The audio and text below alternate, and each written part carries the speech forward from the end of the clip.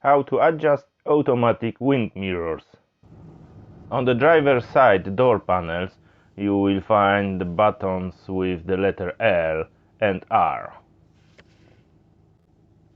and a circle pad with 4 directions: up, down, left hand side and right hand side. If you want to adjust the right hand side mirror, just press R. If you want to adjust the left side mirror, then press L instead of R. Let's see how it works in practice.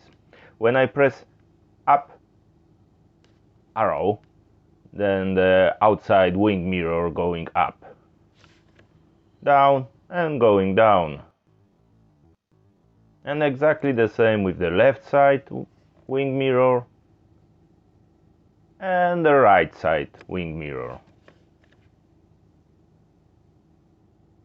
Thank you for watching, guys. Please like, subscribe and comment. See you next time. Cheers, bye.